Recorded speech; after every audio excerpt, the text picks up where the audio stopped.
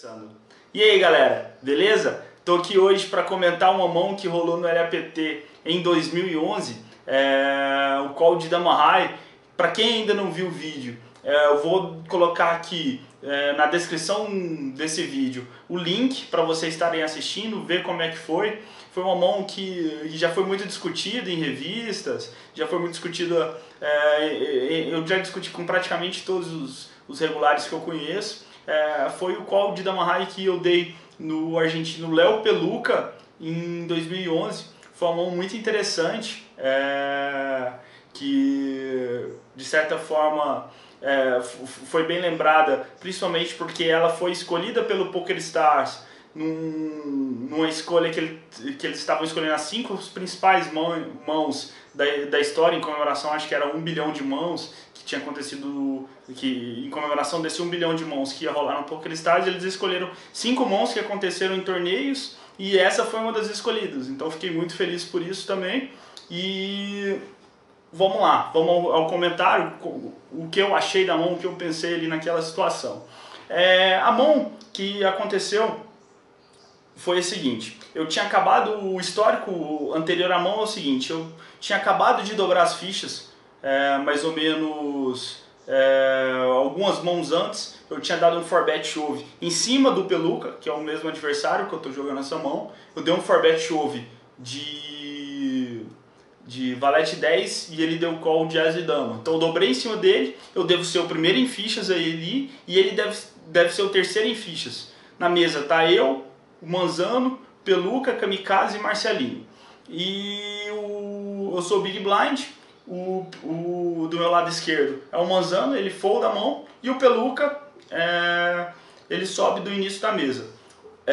O blind é 80 mil, ele sobe 170. Estou no Big Blind, a gente está jogando ali, eu não lembro muito bem os stacks, mas é mais ou menos 30, 35 PBs Jeep. Eu tenho mais, eu devo ter uns 60, mas o stack dele é esse, o stack efetivo no caso, né? Então ele sobe 170 mil e o histórico que eu tenho com ele, além desse valete 10, que eu joguei o dia inteiro antes na mesa dele, a gente tinha feito vários embates, principalmente pré-flop.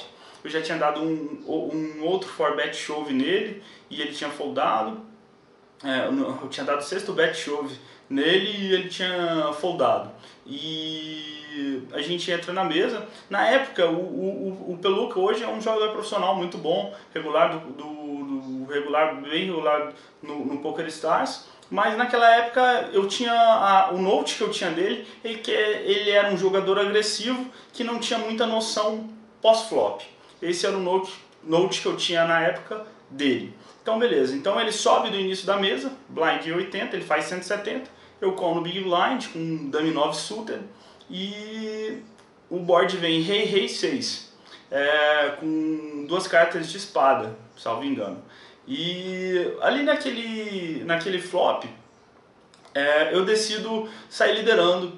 Esse lead ele tem a intenção de certa forma estabelecer o possível range que ele me fletaria, o range que ele me daria raise. É um bet de certa forma que eu extraio informação. Muitos jogadores têm esse medo de falar que apostam por info, que só tem valor ou bluff, mas eu acho que um jogador completo ele tem que também ter esse bet por info, esse bet por informação, principalmente quando ele está jogando contra jogadores que de certa forma não sabem muito o que estão fazendo, que são de certa forma não estabelecem um sentido. Hoje em dia a maioria dos jogadores já tem uma noção muito exata do que fazem, então contra esses jogadores é melhor você sempre ter uma noção de betar por valor, betar por bluff, pelo dead money ali. Mas naquela época, em 2011, ainda podia usar muito esse bet para ter informação, para ter a info sobre o possível range do vilão. A partir do momento que eu faço 140 mil e tomo raise, eu começo a estabelecer o range. Quais são as mãos que ele me daria raise naquele board? Vamos lá, as mãos primeiro por valor, né? Seria uma trinca de rei, qualquer rei. Seria o full, 6-6, né? As as dama-dama, vala-vala, 10-10, esses pares, eu acho que ele não me daria raise. Eu acho que ele só fletaria, porque ele iria ficar em situação complicada se eu desse outro raise, né? Então, quando ele me dá o raise acho que foi 285 mil, eu fiz 140, ele 285 mil, eu tiro o range de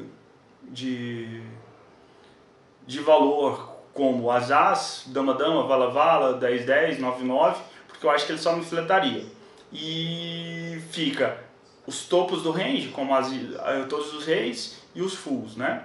Então, a partir do momento, aí eu dou call flop para reavaliar, para ter de certa forma uma outra informação do que ele possa fazer no turn. Daí chega no turn, o turn bate o rei, ficando rei, rei, rei e 6, eu dou check e ele dá check behind. A partir do momento que ele dá check behind, eu acho que tira todos os ranges, os topos do range, o que seria a quadra, o full, né? Por quê? Porque os outros fulls, um par de mão, que seriam 8-8, 7-7, 9-9, 10-10, vala-vala, não daria raise flop. E se desse raise flop, eu acho que também não daria o check turn. Então, a partir do momento, quando ele dá esse check turn, eu acho que é o principal da mão. Ele não tem esses topos do range, porque se ele tem a quadra ou o full com 6, ele betaria também turn e ele não betou turn. Então ele não quer extrair tudo. Ou seja, eu tenho quadra, o que eu quero quando eu tenho quadra? Extrair o máximo de ficha, ganhar o máximo de ficha do meu adversário. E o meu adversário já me botou resistência, já deu call no flop pro meu raise. Então, turn, possivelmente eu vou extrair mais. Então, a partir do momento que ele deu check turn, ali é a chave da mão, que ele demonstra realmente que ele teria o possível bluff. Daí no river vem um blank, river 1-2, e ele aposta. O pote tem 1 milhão, ele aposta 315 mil. Nesse river, vamos pensar, todos os ace highs dariam um check atrás. O ace high não betaria, que poderia ser valor, ou seja, ele tem valor de showdown com ace high. Então aí eu passo a achar que o meu dama 9 é bom, ou seja, que o meu dama high é bom. Por que eu passo a achar? Porque os pares que ele teria, ele não daria raise flop. Se ele desse raise flop, não daria check turn. Então ele não tem essas mãos. Então eu passo a achar que o dama high é bom em relação ao range dele. Principalmente porque ele daria check river com os ace highs. Então a gente chega nesse momento e eu acho que o meu dama high é bom, né? Claro, essa daqui é uma mão muito avançada, tem um pensamento totalmente avançado, e eu só fiz ela porque eu conhecia o vilão, conhecia assim, já tinha jogado bastante com ele no dia da mesa final e no dia anterior, então já sabia como ele jogava, já tinha um note a respeito dele, principalmente como ele jogava pós-flop. Então aquilo ali fez com que eu desse aquele call e acabasse acertando naquela situação. É um call muito avançado para quem está começando. Muitas vezes não entende as linhas de raciocínio do porquê que eu fiz, dos motivos que eu fiz para chegar nessa tomada de decisão. Mas eu espero que eu tenha explicado para vocês o meu pensamento ali.